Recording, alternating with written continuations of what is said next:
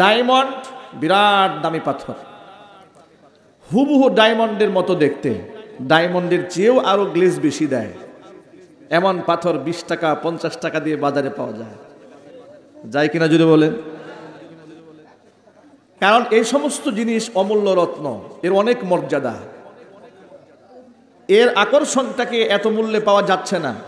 খুব সহজভাবে এর থেকেও বেশি গ্লেজ দিয়ে কম মূল্যে বাজারজাত করে খুচরা ব্যবসায়ীরা দোকানদারি করছে, আর লোকেরাও দুধের স্বাদ ঘোলে মেটাচ্ছে। যেহেতু ডায়মন্ড কেনার সামর্থ্য নাই, ডায়মন্ড কাঠের চুড়ি, নাকের দুল, কানের ফুল, এগুলা দিয়ে অল্প কিছুদিনের জন্য মেয়েরা এগুলা নিয়ে চলতে থাকে। রাস্তাঘাটে ফুটপাতে কখনো স্বর্ণের চেইন বিক্রি হয় না, কথা বলুন না ঠিক কিনা? কিন্তু স্বর্ণের চেয়েও গ্লেজ বেশি। এইরকম চেইন রাস্তাঘাটে, ফুটপাতারে, বাজারে আসে না নাই? বাসে বাসে বিক্রি হয় 10 টাকা করে, 20 টাকা দিয়ে, স্বর্ণের চেয়েও বেশি গ্লেজ দিয়ে থাকে। এই দুটা উদাহরণ যদি সহজে বুঝে থাকেন, আমাদের সমাজে দিন যারা প্রচার করেন, দিনের ধারক এবং বাহক যারা হক্কানি ওলামায়ে কেরাম, ওরাসাতুল আম্বিয়া, নবীগণের ওয়ারিস, এই নবীগণের ওয়ারিসের মধ্যে দুইটা শ্রেণী। একটা হচ্ছে সরাসরি পীরের তরিকা নিয়ে, খেলাফত নিয়ে মানুষকে বায়াত গ্রহণ করিয়ে হাতিখড়ি করে নামাজ, রোজা, তাওহীদ, কালিমা, দ্বীন শিখিয়েছে। এমন অসংখ্য হক্কানি পীর উপমহাদেশে আছে, কথা বলতে হবে, আছে কি না? ইতিহাস থেকে শিক্ষা গ্রহণ করতে হবে। যুগ যুগ ধরে এই উপমহাদেশে, এমন গোটা পৃথিবীতে জগৎ বিখ্যাত পীরেরা কোরআন সুন্নাহ দাওয়াত দিয়েছে। তাদের হাতে অসংখ্য মুশরিকরা, অমুসলিমরা কালিমা পড়ে মুসলমান হয়েছে।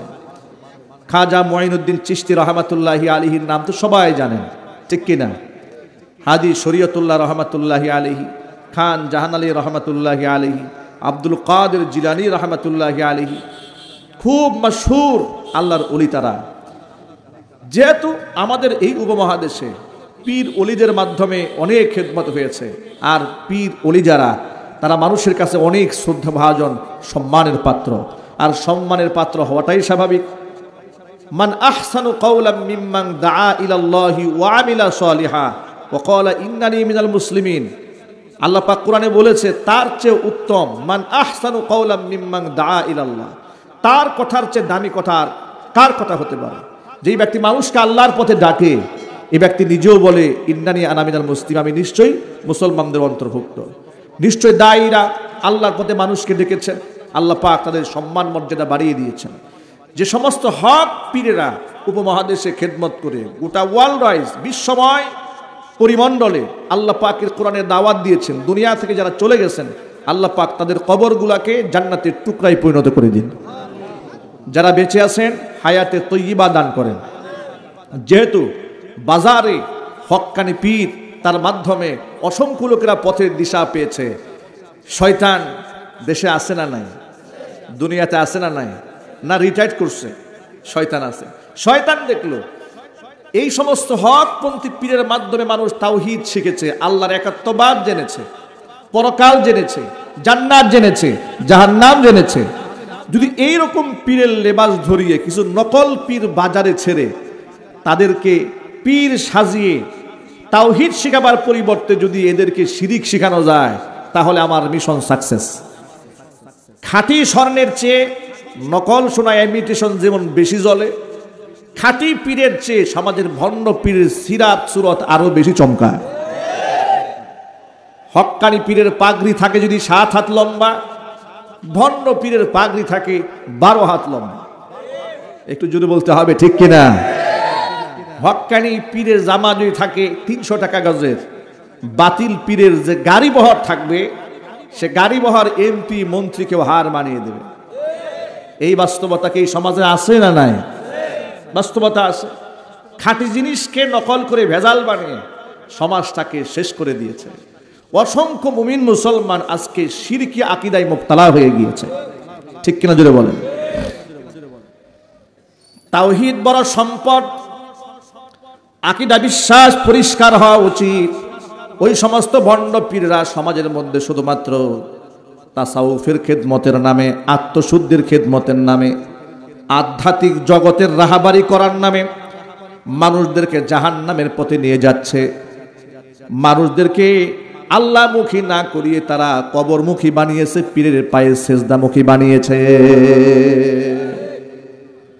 অসংখ্য পীরেরা মুরিদদের সেজদা নিজের পায়ে গ্রহণ করে নাই বাংলাদেশে?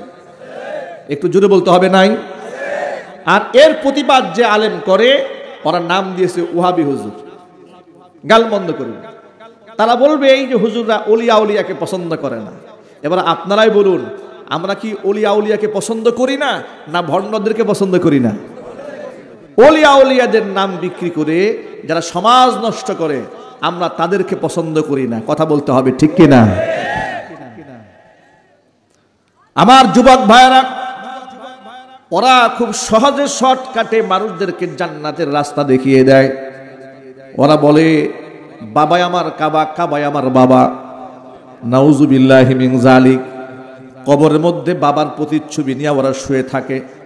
ওদের কবরের উপর পীর সাহেবের ছবি ঝুলিয়ে রাখে, দোকানের মধ্যে ঝুলিয়ে রাখে। আছে না নাই? আমি একেবারে অ্যাড্রেস করে আপনাদেরকে বলে দিতে পারবো বাংলাদেশের কত কত জায়গার মধ্যে পীর সাহেবের ছবি কবরের মধ্যে ঝুলিয়ে রেখেছে। হোমনা অঞ্চলে, হোমনাতে গেলাম মাহফিলে, হোমনা যে উপজেলাটা আছে ওটা পার হতে একটা কবর, বিরাট বড় একটা কবর। কবরের উপরে মোমবাতি জ্বলছে, পীর সাহেবের ছবি লটকায় রেখেছে। নাউজুবিল্লাহ পড়েন, ঝুলিয়ে রেখেছে। ঘরের মধ্যে মৃত পীরের ছবি ফুলের মালা দিয়া ঘরের মধ্যে সাজিয়ে রেখেছে। নাউজুবিল্লাহি মিন যালিক। পীরের পূজা এভাবে এই সমাজের মধ্যে ঢুকে গিয়েছে। এমনকি তারা নিশ্চিত বিশ্বাস করে যে পরকালে এই পীর আমাকে তরাই নিয়ে যাবে, কবর আযাব থেকে পীর আমাকে রেহাই দেবে।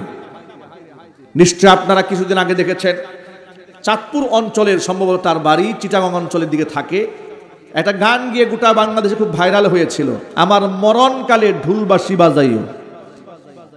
এই কথা বলে সে নানান বিতর্কে পড়েছে। বাংলাদেশের হকপন্থী ওলামারা প্রতিবাদ জানিয়েছে, মরণকালে ঢুলবাসি বাজিও। এমনকি আপনারা শুনে অবাক হবেন, অনেক মুসলমানকে পর্যন্ত ঢুল বাজাতে বাজাতে কবরস্থানে নেওয়া হয়েছে, ঢুল বাজিয়ে কবরে মাদফুন করা হয়েছে। আপনারা ইমানের সাথে জবাব দিয়ে বলুন, এটা কোনো মুসলমানের কাজ হতে পারে? সবাই একটু জোরে বলুন। তারা বিশ্বাস করে নিয়েছে মরণকালে ঢুলবাসি বাজাইও। নাউজুবিল্লাহি মিন যালিক। তারা বলে দয়াল মুর্শিদ কেবলা ওদেরকে তরায় নেবে। নাউজুবিল্লাহি মিন যালিক। ও মুসলমান ভাইরা আমার, ইমান হারা হয়ে যদি কেউ দুনিয়া থেকে মারা যায়, আমল ছাড়া যদি কেউ জমিন থেকে বিদায় হয়ে যায়, পীর বাবা তো দূরের কথা, পৃথিবীর আলেম ওলামা তো দূরের কথা, নবী রাসূল পর্যন্ত কিয়ামতে কোনো কাজে আসবে না, কোনো ফায়দা হবে না। ইব্রাহিম আলাইহিস সালাতু ওয়াস সালাম ছোট নবী না বড় নবী? কথা বলে না। ছোটখাটো নবী, বিরাট বড় মর্যাদাপূর্ণ নবী। নবী ইব্রাহিম আলাইহিস সালাতু ওয়াস সালাম এত দামি নবী হওয়ার পরেও পিতা আজরকে দাওয়াত দিয়ে মুসলমান বানাতে পারেননি। তার পিতা আজর মূর্তি পূজারী ছিলেন, মুশরিক অবস্থায় দুনিয়া থেকে বিদায় হয়েছে। হাদিসের মধ্যে এসেছে, ইয়ালকা ইব্রাহিমু আবাহু আযর ইয়াউমাল কিয়ামা। কিয়ামতের মাঠে নবী ইব্রাহিম আলাইহিস সালাতু ওয়াস সালামের সাথে তার বাবা আযরের সাক্ষাৎ হয়ে যাবে। ওয়া আলা ওয়াজহি আযর কতরাতুন ওয়া গবরাতুন। এমন অবস্থায় নবী ইব্রাহিম তার বাবাকে হাসরের ময়দানে দেখবে। বাবার চেহারার মধ্যে ধুলা বালিয়ে ভরা ময়লা আবর্জনা। বাবাকে দেখি নবী ইব্রাহিম বলবে, আব্বাজান আমি কি আপনাকে বারণ করিনি আমার কথার অবাধ্য আপনি যেন না হন? কিন্তু আপনি তো আমার কথা লঙ্ঘন করেছেন, আল্লাহকে বাদ দিয়ে মূর্তির পূজা করেছেন। তখন বাবা নবী ইব্রাহিমকে ডেকে বলবে, ইব্রাহিম আমি তোমার সাথে ওয়াদা করলাম আজকের পর থেকে তোমার অবাধ্য আর আমি হব না। কোনো ফায়দা হবে? একটু জোরে বলেন না আপনারা। কিয়ামতের মাঠে যদি বাবা ছেলেকে বলে আজকের পর থেকে আমি তোমার কথার বাহিরে আর যাব না, কোনো কাজে আসবে না? কোনো কাজে আসবে না। ইব্রাহিম আলাইহিস সালাতু ওয়াস সালাম আল্লাহর কাছে বলবেন, রব্বুল আলামিন ইন্নাকা ওয়া'আদতানি আল্লা তুখজিয়ানি ইয়াওমা ইউবাসুন। আয় আল্লাহ, তুমি তো আমার সাথে ওয়াদা করেছিলে কিয়ামতের ময়দানে তুমি আমাকে অপমানিত করবে না, লাঞ্ছিত করবে না। কিন্তু আজকে আমার বাবা যদি জাহান্নামের আগুনে পুড়ে আমি ইব্রাহিম জান্নাতে থাকি, এর চেয়ে বড় অপমান তো আমি সন্তানের জন্য আর কিচ্ছু নাই। ফায়ুকালু ইব্রাহিম, আল্লাহর পক্ষ থেকে ঘোষণা দেওয়া হবে, ইন্নাল্লাহা ক্বাদ হাররামাল জান্নাতা আলাল কাফিরিন, আল্লাহ তাআলা কাফিরদের জন্য আল্লাহর জান্নাতকে হারাম করে দিয়েছেন। কাফিররা জান্নাতে যেতে পারবে না। নবী ইব্রাহিম আলাইহিস সালাতু ওয়াস সালামকে আল্লাহ পাক ডেকে বলেন, ইব্রাহিম এবার তুমি তোমার বাবার চেহারা দেখতে ওখানে তাকাও। এতক্ষণ পর্যন্ত বাবা পাশে দাঁড়িয়ে ছিল, মুহূর্তের মধ্যে ইব্রাহিম তাকায় দেখবে তার বাবা আর মানুষের সুরতে নাই, নিকৃষ্ট একটা জানোয়ারের রূপ ধারণ করে তার দুই পায়ের মাঝখানে পড়ে আছে। ফায়ুখাযু বিকাওয়ামিহি, তখন তার চতুর পায়ে ধরা হবে, ওয়ায়ুলকা ফিন্নার, তাকে জাহান্নামে নিক্ষেপ করা হবে। চিৎকার দিয়ে কোন নাউযু বিল্লাহি মিন যালিক। প্রিয় ভাইরা, আমার কথা বুঝতে কি আপনাদের কষ্ট হচ্ছে? পেছনে যারা আছেন তারা কি সকলে শুনতে পাচ্ছেন? যারা যারা আমার বক্তব্য স্পষ্ট শুনতে পাচ্ছেন একটু হাত তুলে দেখান তো। মাশাআল্লাহ, আলহামদুলিল্লাহ, হাত নামান। কথাগুলো অত্যন্ত মনোযোগ সহকারে শুনবেন। আমি এখন আপনাদের সামনে যা বলছি এগুলো সব হচ্ছে আমার আলোচনার ভূমিকা। আমি ভূমিকা স্বরূপ এই কথাটা কেন বলছি, এটা আমি কিছুক্ষণ পরে এই সমাজের বাস্তবতার সাথে মিলিয়ে দিব, যাতে আপনাদের বুঝতে সহজ হয়। আপনারা এখন আমার প্রশ্নের জবাব দিয়ে বলুন, যারা এই ঘটনা শুনলেন আপনাদের কাছে কি মনে হয়েছে? শিরিক করে কেউ মারা গেলে তার মুক্তির কোনো পথ আছে? পীর ওলি তো দূরের কথা, নবী পর্যন্ত পারছে না তার বাবাকে আল্লাহর কাছে সুপারিশ করে জান্নাতে নিতে। কথা বলতে হবে, ঠিক কিনা? এই দুনিয়ার শ্রেষ্ঠ নবী, নবিকুল শিরোমণি, ইমামুল মুরসালিন, রাহমাতুল লিল আলামিন, খাতামুল আম্বিয়া, নবিয়ুনা মুহাম্মদুর রাসূলুল্লাহ সাল্লাল্লাহু আলাইহি ওয়াসাল্লাম, কত সম্মানিত নবী, যিনি জমিনে হাঁটলে আকাশের মেঘমালা যাকে ছায়া দিয়েছে, মরা গাছের নিচে বসেছে, যার সম্মানার্থে গাছ জিন্দা হয়ে গিয়েছে, যার হাতের ছোঁয়ায় দুর্বল সবল হয়ে গিয়েছি। এত সম্মান আল্লাহ পাক যে রাসূলকে দিয়েছেন, যে নবী সাল্লাল্লাহু আলাইহি ওয়াসাল্লামকে তার আপন চাচা আবু তালেব কুলে কাখে করে মানুষ করেছে। কত মোহাব্বত হুজুরকে করেছে, কত ভালো রাসূলকে বেসেছে। ঈমান হারা হইয়া যখন দুনিয়া থেকে বিদায় হচ্ছিলেন, চাচার কাছে গিয়া নবীজি বললেন, চাচাজি আপনি একটা বার কালিমা পড়েন, কালিমা পড়ে মুখটা বন্ধ রাখেন, অন্ততপক্ষে ঈমান নিয়ে দুনিয়া থেকে বিদায় হন, যাতে করে হাসরের ময়দানে আমি আপনার জন্য আল্লাহর দরবারে সুপারিশ করতে পারি। চাচাজি কালিমা পড়লেন না, ঈমান হারা হয়ে দুনিয়া থেকে চলে গেলেন। নবী এত কষ্ট পেলেন, আঘাত পেলেন, মনে এত ব্যথা পেলেন, নবীজি এত কান্না করছিলেন। কোরআন মাজিদের মধ্যে আল্লাহ পাক আয়াত নাজিল করে দিয়ে বললেন, নবীজি ইন্নাকা লা তাহদি মান আহবাবতা ওয়ালাকিন্নাল্লাহা ইয়াহদি মান ইয়াশা। ও নবীজি, নিশ্চয় আপনি যাকে খুশি হেদায়েত দিতে পারবেন না, যাকে খুশি তাকে হেদায়েত দেওয়ার মালিক হচ্ছে একমাত্র আমি আল্লাহ রাব্বুল আলামিন। এখন আপনারা এক বাক্যে বলেন, নবীজি যদি যাকে খুশি তাকে হেদায়েত দিতে না পারেন, আজকে বাংলাদেশের ভণ্ড পীররা শুধু হেদায়েত বিক্রি করে না, জান্নাতের টিকিট বিক্রি করে, এমন ভণ্ড দেশে আছে না নাই? কথা বলতে হবে, আছে না নাই? পীরের দরবারে গরু নিয়ে যায়, ছাগল মান্নাত করে, উরস শরীফে পুরুষ মহিলা একসাথে গিয়ে নাচানাচি করে, আছে না নাই? পীরের পায়ে সিজদা দেয়, মহিলা মানুষ হয়ে পীরের সাথে মুসাফা করে, মুআনাকা করে। যদি জিজ্ঞেস করেন এই কাজটা কেন করো, এটা তো জিনার গুনাহ, জবাব দিয়ে বলে আমার পীরের অন্তর আয়নার মতো পরিষ্কার। নাউযু বিল্লাহি মিন যালিক। জোরে বলেন নাউযুবিল্লাহ। এই ভণ্ডামি দেশে আছে না নাই? আরো জোরে বলেন। আমাদের দেশে তথাকথিত রাজনীতিবিদরা দেখবেন যে সমস্ত আলেম ওলামারা রাজনৈতিক অঙ্গনে ইসলামের প্রচার এবং প্রসারের কথা বলে এবং ধর্মীয় অনুশাসন প্রতিষ্ঠার কথা বলে, তাদেরকে পছন্দ করে না। কথা বলুন, ঠিক কিনা? কিন্তু নির্বাচন আসলে তারা দেখবেন সোজা মাজারে চলে গেছে। কথা বলে না। শুধু কি তাই, নির্বাচন আসলে আলেমদের কদর বেড়ে যায়, মসজিদ মাদ্রাসার কদর বেড়ে যায়। যে ব্যক্তি সারা জীবনেও মসজিদে যায় নাই, অনেক সময় দেখা যায় নির্বাচন আসলে তিনিও মসজিদে গিয়েছে, মাথায় টুপি লাগিয়েছে। একটু বলেন না ঠিক কিনা? তারা আলেমদেরকে ধর্ম ব্যবসায়ী বলে গালি দেয়। এবার আপনারা বলেন তো, ধর্ম ব্যবসায়ী কি আলেমরা নাকি ওরা? যারা নির্বাচন আসলে মাথায় টুপি দেয়, নির্বাচন শেষ হয়ে গেলে টুপি আর উঠে না। নির্বাচন আসলে মসজিদে ঢুকে, নির্বাচন শেষ, মসজিদে যাওয়া বন্ধ। এদের চেয়ে বড় ধর্ম ব্যবসায়ী বাংলাদেশে আর নাই। কথা বলতে হবে ঠিক কিনা? কত বড় ধর্ম ব্যবসায়ী ওরা দেখেন। ওরা ধর্ম ব্যবসা শুধু মুসলমানদের সাথে করে না, হিন্দুদের কাছে গিয়েও ধর্ম ব্যবসা করে। কথা বলেন। গতকালকে দেখেছি বাংলাদেশের বড় মাপের এক লিডার পূজা মণ্ডপের কোন এক অনুষ্ঠানে গিয়ে বলছে যে বর্তমানে বাংলাদেশে যে গন্ডগোল হচ্ছে, যে সমস্যা হচ্ছে, এই সমস্যার সমাধানের জন্য, সমস্যার নিরসনের জন্য মা দুর্গা এসেছে। নাউজুবিল্লাহ, আসতে বলেন। যিনি এই মন্তব্য করেছেন আমি তার ব্যাপারে জানি।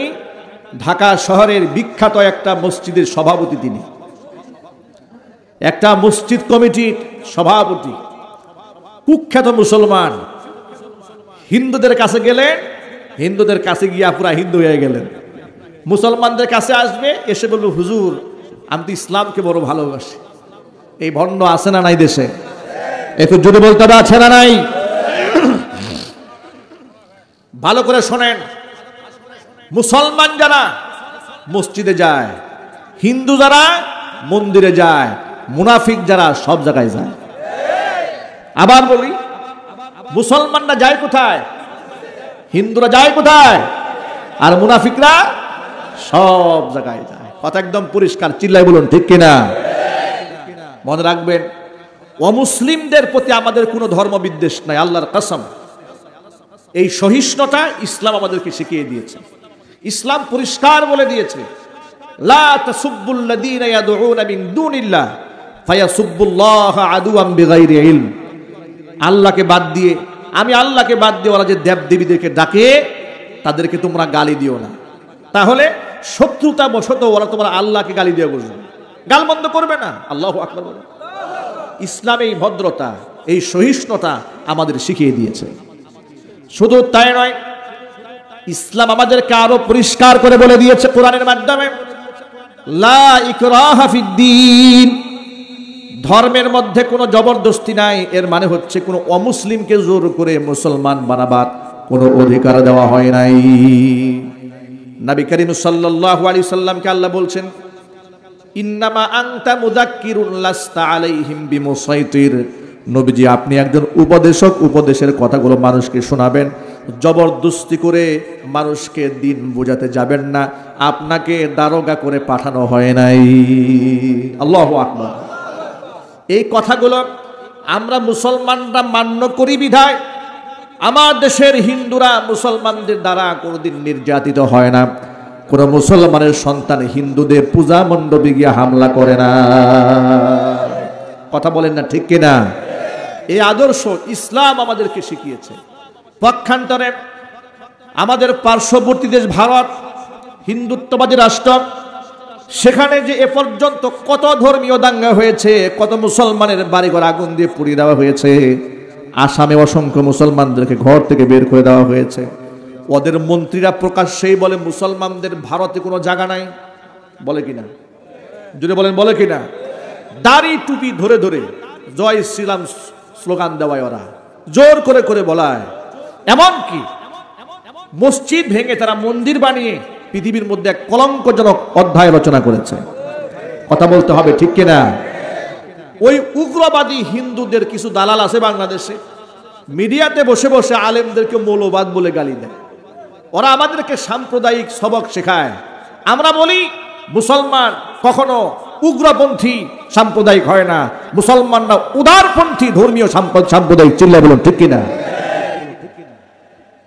ওরা নিরপেক্ষতার নামে, অসাম্প্রদায়িক চেতনার নামে ইসলাম বিরোধী যত কর্মকাণ্ড আছে সব পছন্দ হয়, শুধু ইসলামের আদর্শগুলো ওদের পছন্দ হয় না।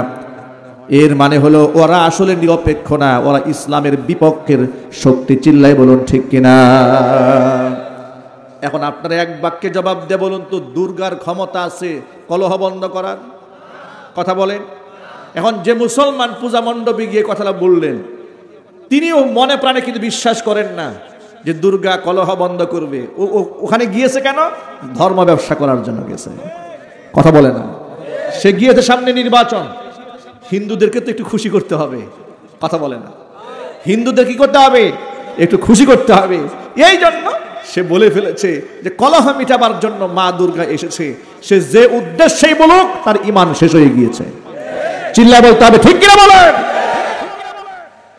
সে খুশি করেই বলুক, আর ইচ্ছা করেই বলুক, আর মুখ ফসকা যেমন খুশি আপনি বলুক। কারণ হলো ঈমান কাকে বলে আপনাকে বুঝতে হবে। তাসদীক বিল জিনান, আমল বিল আরকান, ইকরার বিল লিসান। ঈমানের স্তর আছে, অন্তর দিয়ে বিশ্বাস করতে হবে, মুখে তা স্বীকার করতে হবে, আমলে বাস্তবায়ন করতে হবে। আপনি মনে মনে ইসলাম আছে আর মুখে বললেন দুর্গা কলহ মিটাই দেবে, আল্লাহর কসম আপনি হজ করলেও হজে কাজে আসবে না। আপনি মুনাফিক ছাড়া কিছু নন।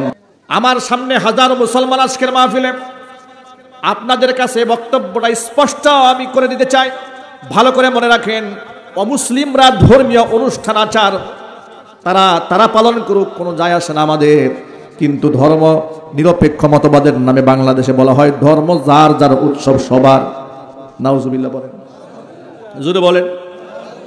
আপনারা কি মনে করেন ক্ষেত যার যার ফসল সবার নাকি? কথা বলেন। বউ যার যার অধিকার সবার, এখানেও একমত না। চাকরি যার যার বেতন সবার, না এখানেও একমত না। ফসল যার, ক্ষেত যার, ফসলও তার। স্ত্রী যার অধিকারও তার, চাকরি যার বেতনও তার, আর ধর্ম যার অধিকারও তার। এই ক্ষেত্রে সে সমান করে ফেলেছে। এর মানে হলো ধর্ম যার যার উৎসব সবার। এই বক্তব্য দিয়ে মুসলমানকে পূজায় নেওয়ার ধান্দা করা হচ্ছে মুশরিক বানিয়ে দেওয়ার জন্য। এ কথা বিশ্বাস করবেন না। কোন মুসলমান আল্লাহ পাকের সাথে শরীক স্থাপন করতে পারে না, বরদাস্ত করতে পারে না। মুসলমানের কলিজার মধ্যে রক্তক্ষরণ শুরু হয়ে যাওয়ার কথা আল্লাহর সাথে শিরক করার গুনাহ দেখলে। কথা বলতে হবে, ঠিক কিনা? যেখানে প্রকাশ্যে আল্লাহর সাথে শরীক স্থাপন করা হচ্ছে, সেখানে কি মুসলমানরা আনন্দ করবে? কথা একটু জোরে বলেন না। আনন্দ করবে না? মুসলমানদের কলিজা আগুন লাগার কথা যে আমার রবের সাথে শিরক করা হচ্ছে। আমি অবাক হয়ে যাই যখন দেখি অমুসলিমদের পূজা মণ্ডপে অমুসলিমদের চাইতে মুসলমানদের সংখ্যা বেশি দেখা যায়। অনেক যুবকরা সেই জায়গায় নাচানাচি করতে যায়, আছে না নাই? আরো জোরে বলতে হবে, আছে না নাই? ও যুবকেরা, আল্লাহকে ভয় করুন, আল্লাহকে ভয় করুন, আল্লাহকে ভয় করুন। আল্লাহ না করুন যদি ওই হালাতে আপনার মৃত্যু হয়, মুশরিক অবস্থায় দুনিয়া থেকে চলে যাবেন। ঈমান হারা হয়ে চলে যাওয়ার পরে তামাম দুনিয়ার সবাই মিলেও যদি আপনারা জানাজার নামাজ আদায় করে কোনো ফায়দা হবে না। মনে রাখবেন, ঈমান আর শিরকের সাথে, কুফর আর শিরকের সাথে বিরাট বড় পার্থক্য রয়েছে। সুতরাং এই দেয়ালকে কখনো এক করতে যাবেন না। সাহাবায়ে কেরাম রাদিয়াল্লাহু তাআলা আনহুম আজমাইন গলার মধ্যে ছুরি গ্রহণ করেছেন, কিন্তু তাওহীদ বিক্রি করেন নাই। খাব্বাব ইবনুল আরিত রাদিয়াল্লাহু তাআলা আনহু মদিনায় যখন উমরে ফারুক রাদিয়াল্লাহু তাআলা আনহু খেলাফত কায়েম হয়ে গেল, উমর রাদিয়াল্লাহু তাআলা আনহু মুহাজির সাহাবীদেরকে ডেকে ডেকে মক্কাতুল মুকাররমার মধ্যে ঘটে যাওয়া স্মৃতিচারণ করতেছিলেন। মানুষদের কাছে শুনতেছিলেন মক্কার কাহিনী। এক একজন করে তার জীবনের ঘটে যাওয়া কাহিনীগুলো শোনাচ্ছিলেন। এমন সময় খাব্বাব ইবনুল আরিত রাদিয়াল্লাহু তাআলা আনহু দাঁড়ালেন। ওমরে ফারুক রাদিয়াল্লাহু তাআলা আনহু বলেন, খাব্বাব তুমি তোমার কাহিনী শোনাও, তোমার ইসলাম গ্রহণ করার কাহিনী শোনাও। খাব্বাব রাদিয়াল্লাহু তাআলা আনহু মুখে কোনো কথা না বলে জামা খুলে পিঠটা তার সামনে দেখাই দিলেন। ওমরে ফারুক রাদিয়াল্লাহু তাআলা আনহু খাব্বাব ইবনুল আরিতের পিঠ দেখে আটকে উঠলেন, ভয় পেয়ে গেলেন। তিনি বললেন, আল্লাহর কসম করে বলছি, আমি আমার জীবনে মানুষের পিঠ এমন হতে পারে দৃশ্য কোনোদিন দেখি নাই। পিঠের মধ্যে বড় বড় গর্ত দেখা যায়, আর পিঠটা এই কোমরের জায়গাটা চিকন হতে হতে এমন হয়ে গেছে যে একটা হাত দিয়ে ধরা সম্ভব হয়।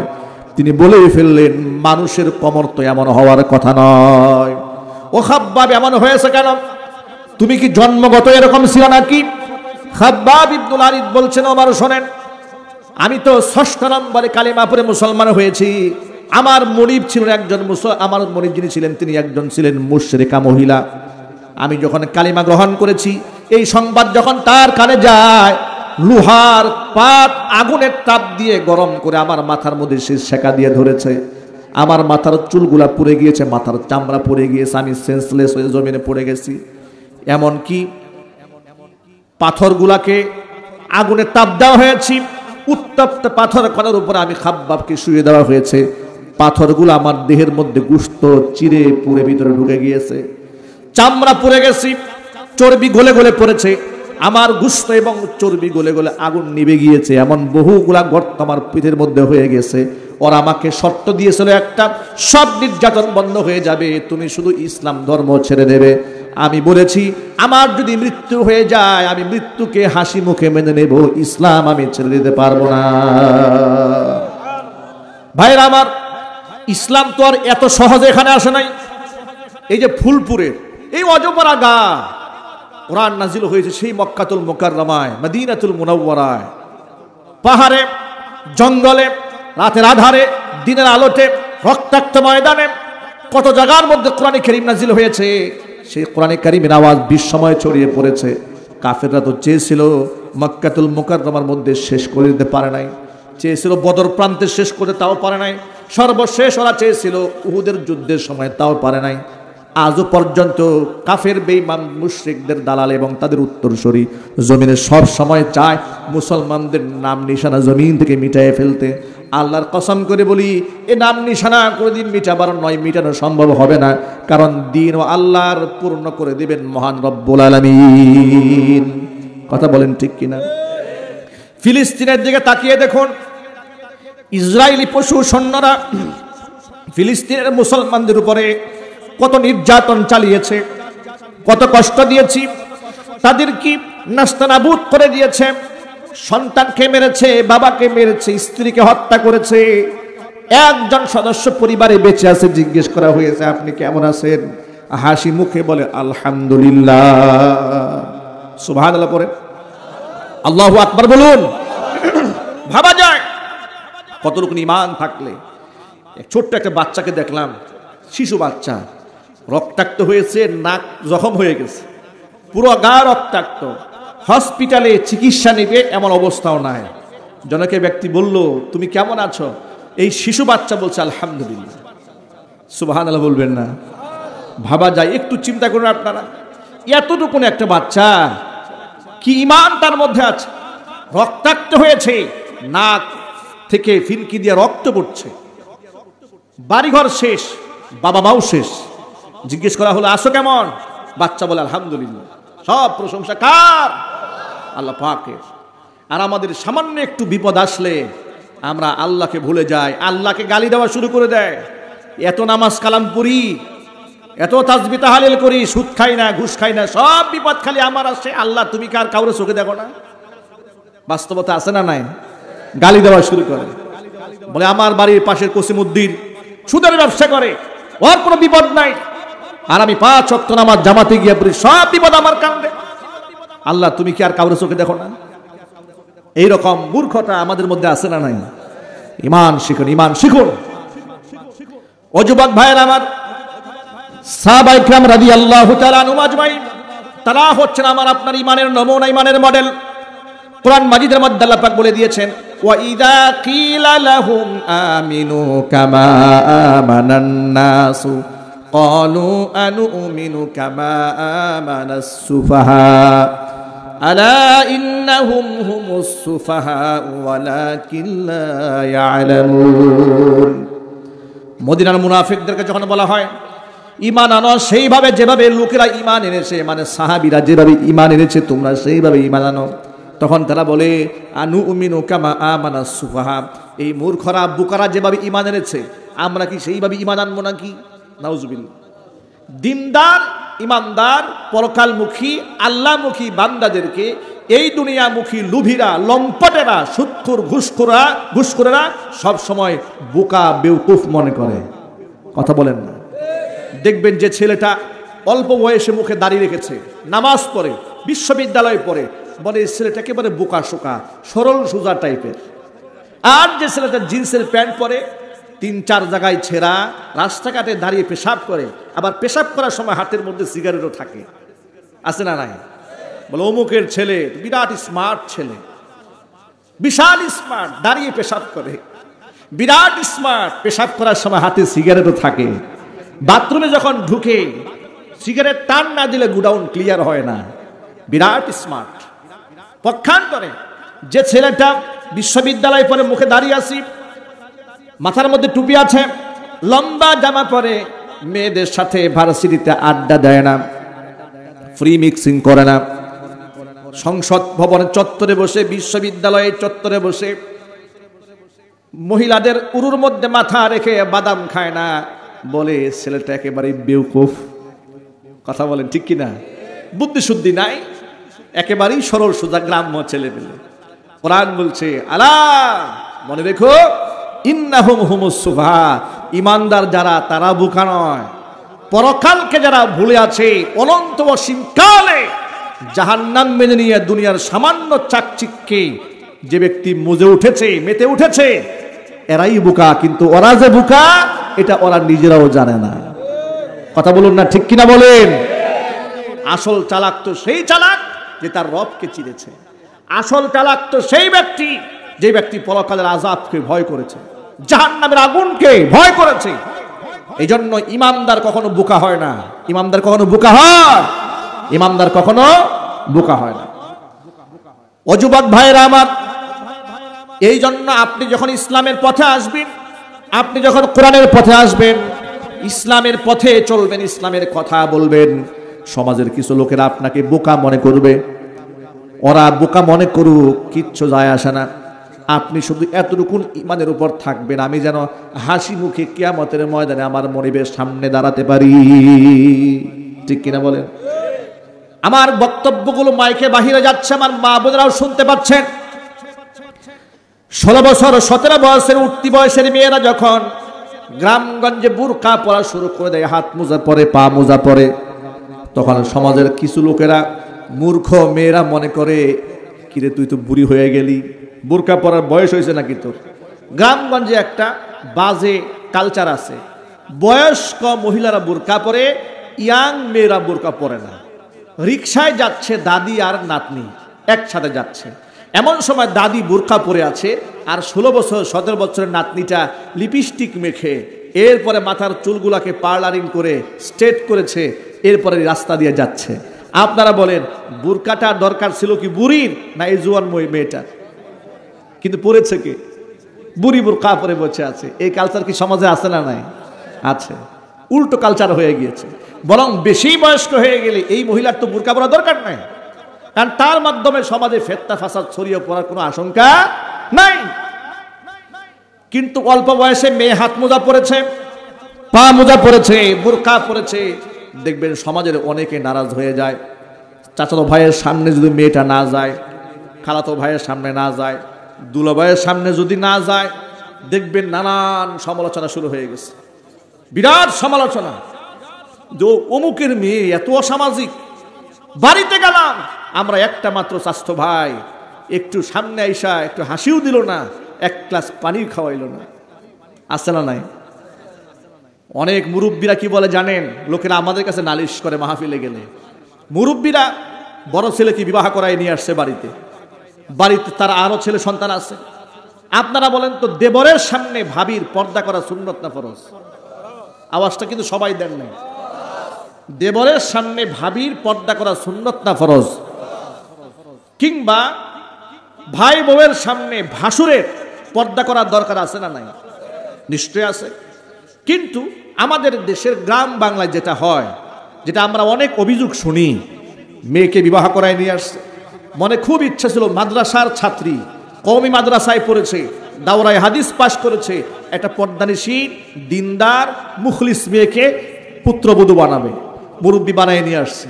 এখন যে মেয়েটা আলেমা হয়েছে, কোরআন পড়েছে, হাদিস পড়েছে, সে তো জানে কার সাথে দেখা করা যাবে, কার সাথে দেখা করা যাবে না। এখন সে স্বভাবতই দেবরের সামনে যায় না, ভাসুরের সামনে যায় না, কিংবা পাড়া প্রতিবেশী পুরুষ যারা আছে তাদের সামনে যায় না। এখন মেয়ের বদনাম হয়ে যাচ্ছে। শ্বশুর বলে, মা কেমন কথা হইল, আমার একটা মাত্র ছোট ছেলে, তোমার তো ছোট ভাইয়ের মতো, তুমি তার সামনে যাও না কেন? বাস্তবতা আছে না? দুলাভাইয়ের সামনে যায় না, অপরাধ হয়ে গিয়েছে। আমার একটা মাত্র জামাই, জামাইয়ের সামনে আমার ছেলের বউ যায় না, আমার কি মান সম্মান থাকে নাকি? আমার তো মান সম্মান শেষ। মান সম্মান ঠিক করার জন্য কি করতে হবে? দুলাভাইয়ের সামনে নাস্তা নিয়ে যেতে হবে। হালাল না হারাম? জোরে আওয়াজে বলুন। এই ফিতনা মনে হয় ময়মনসিংহে নাই, একটু জোরে বলতে হবে। নাই? আছে। মুরব্বী বাবারা ভালো করে শোনেন, আমি সবার কথা বলি না, অনেকে এরকম করেন। যে সমস্ত মুরব্বীরা এমন কাজটা করেন, আজকে তওবা করেন এখান থেকে। মনে রাখবেন, আপনি আপনার ছেলের বউটা আপনি আপনার মেয়ের জামাইয়ের সামনে যখন পাঠিয়ে দিয়েছেন, আপনি মাথার মধ্যে কেন চিন্তা করলেন না? আপনি কেন চিন্তা করলেন না আল্লাহর নবী জিনার গুনাহ কোন কোন জায়গায় বলেছেন? নবী যে বলেছেন পরনারীর দিকে চোখ দিয়া তাকানো, এটা হচ্ছে চোখের জিনা। হাত দিয়ে স্পর্শ করলে হাতের জিনা, পা দিয়ে এগিয়ে গেলে পায়ের জিনা, কানের মধ্যে যদি পরনারীর সাথে আপনি অন্যায় কথাবার্তা বলেন, এটা আপনার কানের জিনা হবে। তাহলে এই জিনার পরিবেশটা তো আপনি নিজে ঘরের মধ্যে তৈরি করে দিলেন। কথা বলতে হবে, ঠিক কিনা বলেন? জিনার পরিবেশটা আপনি তৈরি করেছেন।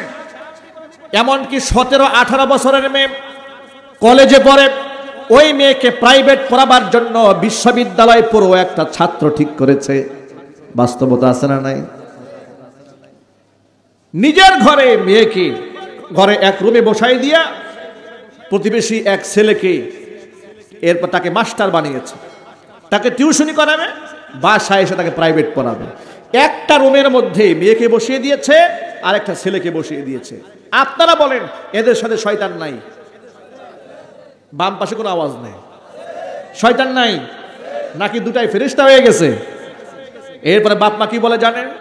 বাবা বলে, বাবা আমার মেয়েটার দিকে একটু ভালো করে নজর দিও, ভালো করে নজর দিও। আল্লাহর নবী কি বলেছেন শোনেন। কষ্ট হচ্ছে নাকি আপনাদের? আমাদের বাংলাদেশে সাধারণত ওয়াজ মাহফিলে এই কথাগুলো হয় না। ওয়াজ মাহফিলে গতানুগতিক কিচ্ছা হয়, এক কান দিয়ে শোনে সোজা বের হয়ে যায়। কাহিনী শুনতে শুনতে কান দেওয়া স্থির হয়ে গেছে, ঘরের মধ্যে গিয়ে আবার জিনা করা শুরু করে দিয়েছে। চিল্লা বলতে হবে, ঠিক কিনা? সমাজ পরিবর্তন হয় না। আল্লাহর নবী কি বলেছেন, আপনি করলেনটা কি? আল্লাহর হাবিব বলেছেন, লা ইয়াখলুওয়ান্না রাজুলুম বিইমরাআতিন ইল্লা সালিসুহুমা শাইতান। কোনো একটা প্রাপ্তবয়স্ক ছেলে মেয়ে যদি এক জায়গায় একাকী বসে, সেটা হোক রুমের মধ্যে কিংবা পার্কে, যেখানেই দুজন বসবেন, ইল্লা সালিসুহুমা শাইতান, তারা মাঝখানে আরো দুজন থাকে না, ওই মাঝখান দিয়ে আরেকজনে ঢোকে। এর নাম কি? মাশাআল্লাহ। দেখছেন, এই ওয়াজ তো আপনারাও জানেন। আল্লাহ রাসূল বলেছেন, নারী পুরুষ একসাথে বসলে ওরা আর দুইজন থাকে না, মাঝখানে একটা ঢোকে। ওর নাম কি? ওর নাম কি? ওর নাম হচ্ছে শয়তান। এই শয়তান ততক্ষণ যায় না এখান থেকে যতক্ষণ এই দুইজনকে জিনার মধ্যে লাগিয়ে না দেয়, ততক্ষণ যায় না। আমাদের দেশে পরকিয়া কেন তৈরি হয়েছে? আমাদের দেশে এই জিনা ব্যভিচার কেন তৈরি হয়েছে? সামাজিক অশান্তি কেন তৈরি হয়েছে? আমরা আল্লাহর বিধানকে লঙ্ঘন করেছি।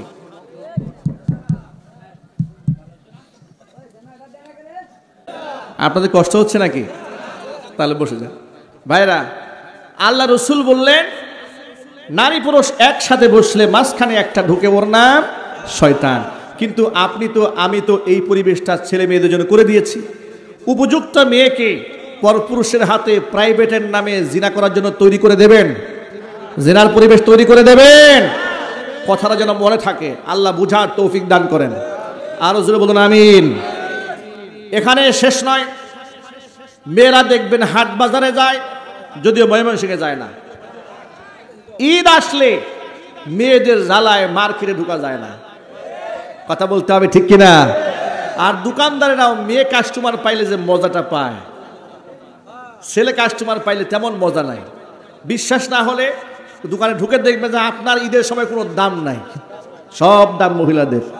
ভাবি আসেন, ভাবি বসেন, আপা বসেন। এরপরে দোকানদার নিজেই মন্তব্য করে, ভাবি এই শাড়িটা পরলে কিন্তু আপনাকে পরীর মতো লাগবে। কথা বলতে হবে, ঠিক কিনা? আচ্ছা, আপনার বউ শাড়ি পরলে কেমন লাগবে সেই মন্তব্য দোকানদার করেছে সই নিয়তে নাকি সোয়াবের নিয়তে মন্তব্য করে দিয়েছে, ভাবি আপনাকে রাখবে তো রানীর মতো লাগবে, আপনি এটা নেন। এবার ভাবির তো মনটা গলে গেছে। এরপরে এই শাড়ি নিয়ে বাড়ি এসছে, আসার পরে জামাইয়ের সামনে খুলেছে, জামাই শাড়িটা পছন্দ করে নাই, যে এটা কোনো শাড়ি হইল নাকি। কয় তোমার চোখই ভালো না, আর তোমার সে দোকানদারি ভালো। কথা বলতে হবে, ঠিক কিনা বলে? তোমার তো চোখ ভালো না, আমার দোকানদার ভাই ভালো। দোকানদার ভাই বলেছে এটা পরলে পরীর মতো লাগবে, অন্যের বউ তো পরীর মতো তো লাগবেই, ঠিক কিনা বলুন? এই পরিবেশ কিন্তু আমরা তৈরি করে দিয়েছি, আমাদের এখান থেকে বের হয়ে আসতে হবে।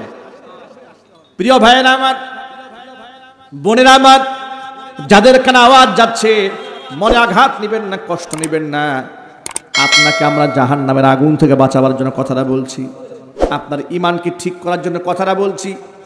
একটা হাদিস আপনাদেরকে শোনাই, খুব সহজে বুঝে নেবেন। আল্লাহর হাবিব সাল্লাল্লাহু আলাইহি সাল্লামের স্ত্রী উম্মে সালামা রাদিয়াল্লাহু তাআলা আনহা এবং মাইমুনা রাদিয়াল্লাহু তাআলা আনহা দুজন দাঁড়িয়ে আছে। এমন সময় নবীজি সাল্লাল্লাহু আলাইহি সাল্লামের একজন অন্ধ সাহাবী আব্দুল্লাহ ইবনে উম্মে মাকতুম রাদিয়াল্লাহু তাআলা আনহু আগমন করলেন। তখন পর্দার আয়াত নাজিল হয়েছে। নবীজি বললেন, ইহতাজিবা মিনহু, তোমরা উভয়ে এই অন্ধ সাহাবী থেকে পর্দার আড়ালে চলে যাও। উম্মে সালামা বলে, ইয়া রাসূলুল্লাহ, আলাইসা হুয়া আ'মা, সে তো অন্ধ, লা ইউবসিরুনা ওয়ালা ইয়ারিফুনা, সে তো দেখবেও না, আমাদেরকে চিনতেও পারবে না, থাকলে কি সমস্যা? হুজুর কি বলেন শুনেন। নবীজি বলেন, আফা আমিয়া ওয়ানি আনতুমা, সে তো অন্ধ, দেখতে পাবে না, তোমরা দুজন কি অন্ধ নাকি? তোমরা কি তাকে দেখবে না? আল্লাহু আকবার বলেন, আল্লাহু আকবার বলেন। এবার আপনারা বলেন তো, পর পুরুষের দিকে পর নারীর দেখার সুযোগ আছে? পর পুরুষের যেমন পর নারীর দিকে দেখার সুযোগ নাই, পর নারীরও পর পুরুষের দিকে তাকানোর কোনো সুযোগ নাই। কিন্তু আমরাই তো স্ত্রীকে বাজারে পাঠিয়ে দিয়েছি, মার্কেটে পাঠিয়ে দিয়েছি, জিনার পরিবেশ তৈরি করে দিয়েছি। অনেক স্বামীরা বউকে পার্লারে পাঠায়, অনেক বাবারা মেয়েকে পার্লারে পাঠিয়ে দেয়, কিংবা গ্রামগঞ্জে যখন বিবাহের অনুষ্ঠান হয়, গায়ে হলুদের অনুষ্ঠানে পাঠিয়ে দেয়। যদিও ময়মনসিংহে এরকম হয় না, সাজিয়ে গুছিয়ে মেয়েদেরকে পাঠিয়ে দিয়েছে। মেয়ের বয়স কত? উঠতি বয়স 14 বছর, 15 বছর, 16 বছর, 17 বছর, 18 বছর, 20 বছর। এদেরকে সব হলুদ কাপড় পরিয়ে এক টিম পাঠিয়ে দিয়েছে আরেক মহল্লায়। নাউজুবিল্লাহ পড়ে, নাউজুবিল্লাহ বলুন। সব দায়িত্ব শুধু আলেমদের নয়। আপনারা তো মনে করেন হুজুরের বিরাট দায়িত্ব, হুজুরের বউর হাত মোজা থাকতে হবে, পা মোজা থাকতে হবে, মাথার মধ্যে ক্যাপ থাকতে হবে। যদি কোনো কারণবশত হুজুরের বউয়ের হাতের হাত মোজাটা একটু খুলে, পরের দিন হুজুরের চাকরি নাই, ঠিক কিনা বলেন? কিন্তু সভাপতি সাহেবের মেয়ে হাফ প্যান্ট পরলেও অসুবিধা নাই। কথা একটু জোরে বলতে হবে তো, ঠিক কিনা বলেন? আপনারা কি মনে করেন ইমাম সাহেবের বউয়ের জন্য পর্দা করা ফরজ আর সভাপতির বউয়ের পর্দা করা মুস্তাহাব? একটু কথা একটু জোরে বলেন না। সেটাও ফরজ, কিন্তু সভাপতির বউ দোষ করলে দোষ নাই, সব দোষ হুজুরের। এটা হচ্ছে আমাদের সমাজ। এই সমাজ ভালো হবে কিভাবে বলেন? কিভাবে ভালো হবে? এখানে ক্ষান্ত নয়। দেখা গেল সমাজে প্রভাবশালী কোনো ব্যক্তি নিজের মেয়ের বিবাহের অনুষ্ঠানে শিল্পী ভাড়া করে এনেছে, বড় বড় সাউন্ড বক্সে গান বাজাচ্ছে, মসজিদে ইমাম সাহেব বাধা দিয়েছে। অনেক জায়গায় দেখা যায় হুজুরের কি ক্ষমতা, আমার মেয়ের বিবাহের গানে বাধা দেয়, ঠিক কিনা বলেন? আমি আপনাদেরকে বলি শোনেন, আল্লাহর নবী রাহমাতুল লিল আলামিন বলেছেন, আলা কুল্লুকুম রাইন ওয়া কুল্লুকুম মাসউলুন আন রাইয়াতিহি, তোমরা প্রত্যেকেই দায়িত্বশীল আর প্রত্যেকের দায়িত্বের ব্যাপারে আল্লাহর আদালতে জবাব দিতে হবে। স্বামীকে তার স্ত্রীর ব্যাপারে, বাবাকে তার সন্তানদের ব্যাপারে, ইমামকে তার মুক্তাদিদের ব্যাপারে আল্লাহর আদালতে জবাব দিতে হবে।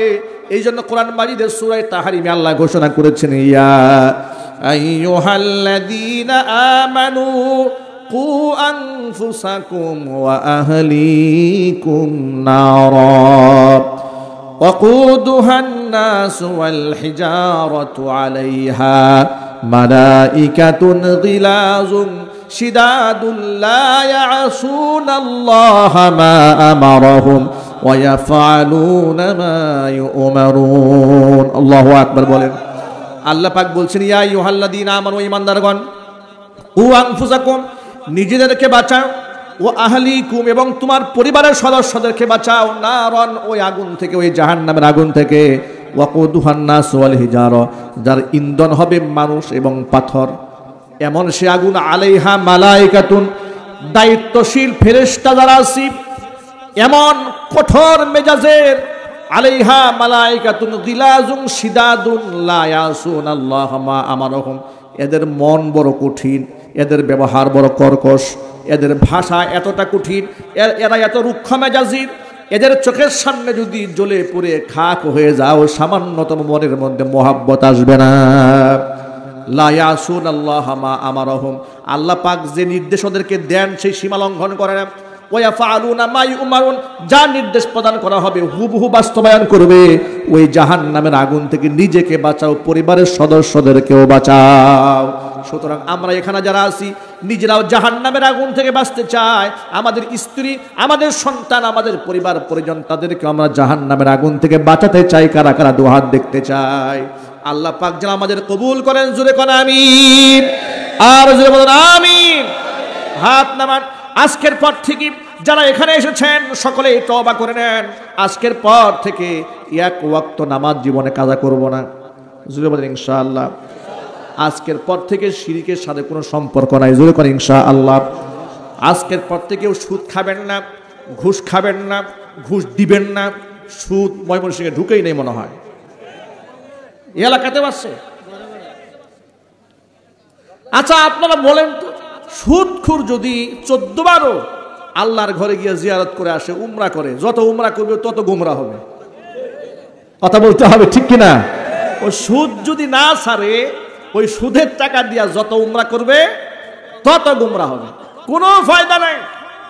তওবা করতে হবে। কার কাছে তওবা করতে হবে? আল্লাহর কাছে। খালেস দিলে তওবা করতে হবে, মন থেকে তওবা করুন। আল্লাহ, এই মাহফিল থেকে তওবা করলাম, জীবনে আর কোনোদিন সুদ খাবো না, ঘুষ খাবো না। কারণ সুদখোরের কোনো নামাজ আল্লাহ কবুল করে না, সুদখোরের সেজদা আল্লাহর দরবারে কবুল হয় না। সুদখোর মসজিদ বাক্সে যদি 50,000 টাকাও দান করে, 1 পয়সার কোনো ফায়দা হয় না। আল্লাহর নবী সাল্লাল্লাহু আলাইহি সাল্লাম বলেছেন, লির রিবা 70 জুজান, একটা সুদের মধ্যে 70টা কবিরা গুনাহের স্তর থাকে। সর্বনিম্ন মানের স্তর হচ্ছে আইয়ান কিহার রজুল উম্মা, ব্যক্তি নিজের মায়ের সাথে জিনা করা। নাউজুবিল্লাহ, সবাই বলেন নাই? ভাবা যায় জিনাকারকে সমাজের মধ্যে যারা খারাপ মানুষ দেখবে তাদেরকে জুতা পিটা করে, ঠিক কিনা? এলাকা থেকে তাড়িয়ে দেয়, অপমান করে। কিন্তু সুদখোরের বিরাট সম্মান। সুদখোর দেখবেন বিভিন্ন মাহফিলের সভাপতি, আওয়াজ নাই, মসজিদের সভাপতি, মাদ্রাসার সভাপতি, এতিমখানার সভাপতি। আমি বলি না, এখানে অনেক জায়গাতে আছে কিনা বলেন? আচ্ছা, বেনামাজি মসজিদ কমিটির সভাপতি হয় কি করে বলেন তো আপনারা? বলেন, কোন বেনামাজি কি মসজিদ কমিটির সভাপতি হতে পারে? কোন সুদখোর হতে পারে? ঘুষখোর হতে পারে? টাঙ্গাইল জেলাতে এক মাহফিলে গেছি, স্টেজে আমাকে স্লিপ দিয়েছে যে হুজুর, আমাদের মসজিদের যিনি সভাপতি তিনি বিশিষ্ট সুদখোর, সুতরাং তার ব্যাপারে একটু বয়ান করেন। আমি তো বুঝে ফেললাম ঝামেলা, তো নাম উল্লেখ না করে যা যা বলা দরকার আমি সুদের ব্যাপারে সব বলেছি। বাস্তবতা হচ্ছে সমাজের অনেক মানুষ সুদকে কোনো গুনাহ মনে করে না, ঠিক কিনা বলেন? আগে একটু সমাজের মধ্যে, আমারও ছোটবেলার কথা মনে আছে, আমাদের গ্রামে যারা সুদ খেত, এলাকার লোকরা তাদেরকে ঘৃণার দৃষ্টিতে দেখতো, বলতো ওই সুদখোর, ওর বাড়িতে দাওয়াত খাওয়া যাবে না, ইমাম সাহেব অমুক বাড়িতে যাবেন না, ও সুদের ব্যবসা করে, এরকম ঘৃণা করতো। কিন্তু বর্তমান সমাজ এমন হয়েছে যে যত বেশি সুদ খায় তার তত দাম বেশি, ঠিক কিনা বলেন? এভাবে গুনাহের সাইলাব হয়ে গিয়ে সমাজ নষ্ট হয়ে গিয়েছে। হাদিস থেকে আপনাদেরকে শোনাই, নবীজি সাল্লাল্লাহু আলাইহি সাল্লাম বলেছেন, দিরহামু রিবা ইয়াকুলুহুর রাজুলু ওয়া হুয়া ইয়ালামু আসাদ্দু মিন সিত্তাতি ওয়া সালাসিনা জানিয়াতান। জেনে শুনে যদি কেউ 1 টাকা পরিমাণ সুদ খায়, তাহলে 36 বার জিনা করলে যে গুনাহ হয় এর থেকেও ভয়াবহ গুনাহ আমল নামায় লেখা হয়ে যায়। ভাবা যায় এমন কথা মুসলমানের কানে ঢুকলে সে মুসলমান ভিক্ষা করে খাবে, সুদের ব্যবসা করবে না। কথা বলতে হবে ঠিক কিনা বলেন? ভিক্ষা করে খাবে, সুদ খাবে না, সুদ দেবে না। আল্লাহর নবী বলেছেন, আল্লাহর নবী সাল্লাল্লাহু আলাইহি ওয়াসাল্লাম 4 শ্রেণীর মানুষের উপর লানত দিয়েছেন। কয় শ্রেণী? লানা রাসূলুল্লাহ সাল্লাল্লাহু আলাইহি ওয়াসাল্লাম আকিলার রিবা ওয়া মুকিলাহু ওয়া কাতিবাহু ওয়া শাহিদাহু। যেই ব্যক্তি সুদ খায় তার উপর রাসূলের লানত, যেই ব্যক্তি সুদ দেয় তার উপর রাসূলের লানত, যেই ব্যক্তি সুদ নিজ হাতে লেখে তার উপর রাসূলের লানত, যেই ব্যক্তি সুদের সাক্ষী হয় তার উপর নবীজির লানত। সুতরাং গ্রামগঞ্জে দেখবেন বিভিন্ন ছোট ছোট এনজিও আছে, আশা, লতা, পাতা ইত্যাদি ইত্যাদি, ঠিক কিনা? এরা সুদ দেয়। এরা আবার রহস্যজনকভাবে পুরুষদেরকে ঋণ দেয় না, ঋণ দেয় মহিলাদেরকে। ময়মনসিংহে আছে নাকি এরকম? আচ্ছা প্রিয় ভাইয়েরা, আপনারা বলেন তো, টাকা ইনকাম করে কি মহিলা না পুরুষ? কথা বলে না তো। পুরুষ টাকা ইনকাম করে, ঋণ পাওয়ার হক তো থাকলে পুরুষের আছে। পুরুষকে ঋণ না দিয়ে ঋণ দেয় কাকে? মহিলাকে। রহস্যটা কি? রহস্য হচ্ছে ফ্যাক্টরি যদি নষ্ট করে দেওয়া যায়, প্রোডাক্টগুলো সব নষ্ট হয়ে যাবে, ঠিক কিনা? মায়ের জাত হচ্ছে মানব তৈরির ফ্যাক্টরি, কারখানা। এই কারখানা যদি সুদ দিয়া, বেপর্দা দিয়ে, জেনা ব্যভিচার দিয়ে নষ্ট করে দেওয়া যায়, এর প্রোডাকশনগুলো যা হবে সব শয়তান হবে। চিল্লায় বলুন ঠিক কিনা? এই জন্য সমাজের মধ্যে শয়তান তৈরি করার জন্য ওরা এই কাজগুলো করেছে। আমি ফিলিস্তিনের ছোট্ট ছোট্ট বাচ্চাদের অনলাইনে বক্তব্য শুনেছি, শুনে আমি খুবই অবাক হয়েছি। আমি অবাক বিস্ময়ে আমার নিজের মনকে জিজ্ঞেস করেছি, আমরা কি আমাদের সন্তানদেরকে এমন মজবুত ইমানদার বানাতে পেরেছি? না, পারি নাই। দেখি ছোট্ট ছোট্ট মাসুম বাচ্চারা বড় বড় হাদিস পাঠ করছে, রক্তাক্ত হচ্ছে, হাতের মধ্যে পাথর নিয়ে ইসরায়েলি ইহুদিদের সাথে মোকাবেলা করছে। আল্লাহু আকবার বলেন, চিল্লা করে আল্লাহু আকবার। হাত পড়ে গেছে, পা পড়ে গেছে, বুলেটে ঝাঁঝরা হয়ে গেছে। সন্তান বাবার লাশ দেখছে সামনে, সেই সন্তান আল্লাহু আকবার স্লোগান দিচ্ছে। সন্তান মারা গিয়েছে, স্ত্রী মারা গিয়েছে, বাবা আল্লাহু আকবার স্লোগান দিচ্ছে। এই ঈমান কি ছোটখাটো ঈমান? ছোটখাটো ঈমান? এই ঈমান তো স্টার জলসা যে মেয়েটা দেখে তার ওই মেয়ের গর্ভে এমন ঈমানদারের জন্ম হয় নাই। কথা বলতে হবে ঠিক কিনা? যে সমস্ত মহিলারা বাচ্চাকে গর্ভে রেখে দিনের পর দিন স্টার জলসা দেখে, নাটক দেখে, সিনেমা দেখে, থিয়েটার দেখে, তাদের সন্তান তসলিমা নাসরিনের মতো নষ্ট হবে, সন্ত্রাস হবে, গুন্ডা হবে, মাস্তান হবে। চিল্লায় বলো ঠিক কিনা? আর যে সমস্ত মায়েরা সন্তান গর্ভে রেখে আল্লাহর সিজদায় পড়ে যায়, তাদের সন্তানরাই খালিদ হবে, ওমর হবে, আলী হবে। চিল্লায় বলুন ঠিক কিনা? এজন্য আমার মায়েরা, বোনেরা, যাদের কানে আমার আওয়াজ যাচ্ছে, আজকে থেকে তওবা করে নেন। আজকের পর থেকে সুদের সাথে কোনো সম্পর্ক থাকবে না। ওই এনজিও সংস্থা এসে আপনাকে লোভ দেখাবে, লালসা দেখাবে। আল্লাহর কসম, পৃথিবী সাক্ষী, সুদের মাধ্যমে দুনিয়ার কারো কোনো উন্নতি হয় নাই, ধ্বংস ছাড়া কিচ্ছু হয় নাই। সুদ দিয়ে কেউ উপকৃত হয় নাই। সুতরাং সুদের সাথে সম্পর্ক ছিন্ন করতে হবে, ইনশাআল্লাহ বলেন। নামাজ ছাড়া যাবে, নামাজ মুসলমানদের আইডেন্টিটি, এটা মনে রাখবেন। 2 নম্বর, শিরকি অনুষ্ঠানের সাথে এই যে শারদীয় দুর্গা উৎসব শুরু হচ্ছে, ধর্ম যার যার, উৎসব সবার কথা বলে মুসলমানকে পূজায় নেওয়ার ধান্দা চলছে, মুশরিক বানায় দেওয়ার ষড়যন্ত্র চলছে। এই ষড়যন্ত্রর কুঠার মধ্যে মূলে কুঠারাঘাত করতে হবে। ষড়যন্ত্র থেকে নিজেকে, জাতিকে উদ্ধার করতে হবে, ইনশাআল্লাহ বলেন। পূজায় কি মুসলমানরা যাবে? একটু জোরে বলে। আপনার শরম হওয়া উচিত। আপনার কোনো হিন্দু বন্ধু জীবনে আপনার ঈদগাহে আসে নাই, আপনার মসজিদে আসে নাই, আপনার শবে বরাতে আসে নাই, আপনার কুরবানির ঈদে আসে নাই, ঠিক কিনা বলেন? তাকে যদি কুরবানি ঈদে ডাকেন, সে আসবে, আপনার ঈদগাহে আসবে, আপনার মসজিদে যাবে, শবে বরাতে যাবে, শবে মেরাজে যাবে, কোথাও যাবে না। সে বলবে না না, এটা আমাদের ধর্মীয় কাজ না। তো উনার ধর্মীয় কাজ না, কিন্তু উনার ধর্মীয় কাজে আপনি একবারে সালাম দিয়ে হাজির। আপনার মতো টাটকা মুনাফিক এই সমাজ আর নাই। সুতরাং এই সমস্ত ব্যাপারে সকলকে সাবধান থাকতে হবে। সামনে পূজার অনুষ্ঠান শুরু হচ্ছে, নিজেও যাবেন না, সন্তানদেরকেও যেতে দেবেন না। শিরকের সাথে মুসলমানের কোনো সম্পর্ক থাকতে পারে না, এই কথাটা মনে থাকবে। আর নামাজ 5 ওয়াক্ত বাধ্যতামূলক, নিজেও পড়ব, স্ত্রী সন্তানদেরকেও পড়তে বাধ্য করবে ইনশাআল্লাহ। আর স্বপ্ন দেখুন, এই যে আজকে ছোট্ট ছোট্ট মাসুম বাচ্চারা মাথার মধ্যে পাগড়ি পেয়েছে, সম্মানের প্রতীক পাগড়ি পেয়েছে। কত সৌভাগ্য তাদের মায়ের, কত সৌভাগ্য এই সমস্ত সন্তানের পিতাদের, কত সৌভাগ্য ওই সমস্ত জায়গির যারা রেখেছেন, যারা এই সমস্ত ছেলেদেরকে নিজের পরিশ্রমে টাকা খাইয়ে পড়িয়ে এদেরকে হাফেজ কোরআন বানিয়েছেন। আপনারাও ধন্য হয়েছেন, পরকালে এটা আপনাদের জন্য নাজাতের ওসিলা হয়ে যাবে। মাদ্রাসায় সন্তান দেব তো ইনশাআল্লাহ। সবাই নিয়ত করে ফেলেন যে আল্লাহ অন্ততপক্ষে আমার একটি সন্তান হলেও 30 পারা করে হাফেজ কবুল করে নাও। নিয়ত আছে কার কার? সবার আগে আমার নিয়তটা বলি। আমি আল্লাহর কাছে হাত তুলেছি, আল্লাহ যেন আমার সন্তানদেরকে কোরআনে কারিমের হাফেজ হিসেবে কবুল করেন। আপনাদের মন থেকে চেয়েছেন তো? মন থেকে কারা কারা চেয়েছেন হাত রাখেন। যারা মন থেকে চেয়েছেন যে আমাদের সন্তানরা আল্লাহর কোরআনের হাফেজ হোক, আলেম হোক, দায়ী হোক, আল্লাহ যেন কবুল করেন, জোরে কোন আমিন। হাত নামান। সন্তানদেরকে কোরআনের সাথে সম্পৃক্ত করলে এই সন্তান দুনিয়া এবং আখিরাত উভয় জাহানের জন্য আপনার জন্য সম্মান বয়ে নিয়ে আসবে। আর যদি সন্তান কোরআন সুন্নাহ থেকে বিচ্ছিন্ন হয়ে যায়, এটা দুনিয়ার অভিশাপ হবে, পরকালের অভিশাপ হবে। ঠিক কিনা বলেন? অসংখ্য অফিসারের বাপ মা বৃদ্ধাশ্রমে পাওয়া যায়, কিন্তু কোরআনে কারিমের হাফেজের বাপ মাকে বৃদ্ধাশ্রমে পাওয়া যায় না। সুবহানাল্লাহ বলেন। চোখের শীতলতা, সন্তান চোখের শীতলতা। আল্লাহর কাছে দোয়া করবেন, রব্বানা হাব লানা মিন আজওয়াজিনা ওয়া যুররিয়াতিনা কুররাতা আ'য়ুনি ওয়াজআলনা লিল মুত্তাকিনা ইমামা।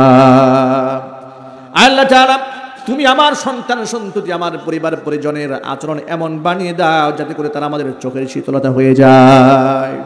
সন্তান নামাজি হবে, সন্তান পরহেজগার হবে, সন্ত্রাস হবে না, কেডার মাস্তান খুনি হবে না। আপনার সন্তানকে দেখে লোকেরা গর্ব করে বলবে, আরে এটা কেমন মায়ের সন্তান এত ভালো, কেমন বাবার সন্তান এতটা ভালো। লোকেরা আমাদের মতো গুনাহগারদের কিনে লোকেরা গর্ব করে বলে। যদি দেখতে পারতাম মাদানী হুজুর কোন মায়ের গর্বে এসেছে, ওই মায়ের পা ধরে চুমা খাইতে চাই, লোকেরা আবেগে কথা বলে ফেলে। সুবহানাল্লাহ বলেন। আমরা তখন বলি, এই সম্মান আমাদের কারণে হয় নাই, এই সম্মান আল্লাহর কোরআনের কারণেই হয়েছে। পরকালে এই সন্তানরাই নাজাতের ওসিলা হয়ে যাবে। জমিন থেকে বিদায় তো আমাদের হতেই হবে, কেউ আমরা থাকবো না, কিন্তু কবরে শুয়ে শুয়েও আমাদের নেককার সন্তানদের আমলের সওয়াব আমরা কবরে শুয়ে শুয়ে পাবো ইনশাআল্লাহ। আল্লাহ সুবহানাহু ওয়া তাআলা আপনাদের সামনে ক্ষুদ্র পরিসরে যে বক্তব্যগুলো উপস্থাপন করেছি, সবার আগে আল্লাহ আমাকে, আমার ভাইদেরকে, মা বোনদেরকে সকলকে আমল করার তৌফিক দান করেন। জোরে কোন আমিন।